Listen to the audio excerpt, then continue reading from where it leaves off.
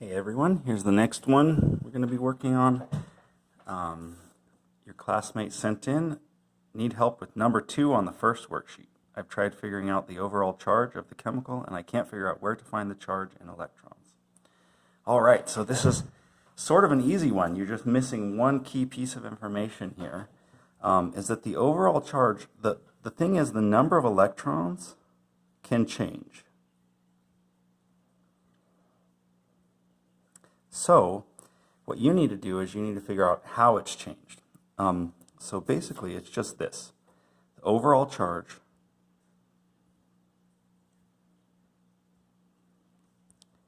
is equal to the difference in the number of protons and electrons. So how does that actually play out?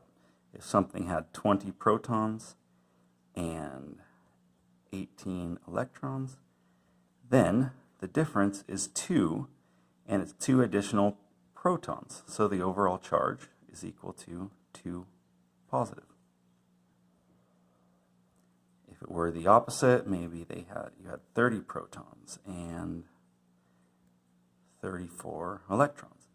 Then the difference between them, 34 minus 30, is 4. The extra, there's 4 extra electrons. Those are the negatively charged particles. So the total charge is 4 negative for that ion.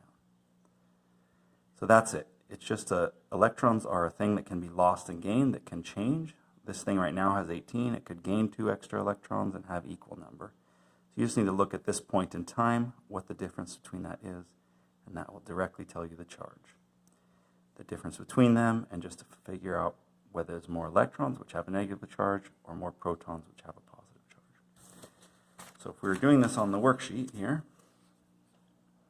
this first one, let's go down here where it gives us both. So we'll start down here, and this one this is protons, 9 protons, and 10 electrons. It has an excess of 1 electron, so the overall charge is 1 negative. 10 electrons minus 9 protons. We would leave 1 leftover electron. Here it would be 15 protons, 18 electrons, so you'd have 3 extra electrons, 3 negative charge. If you're already given the charge, you can work backward. For example, an overall charge of 0 means it would have the same number. So if you have 34 protons, then you would also have 34 electrons. Here, you have a 4 positive charge.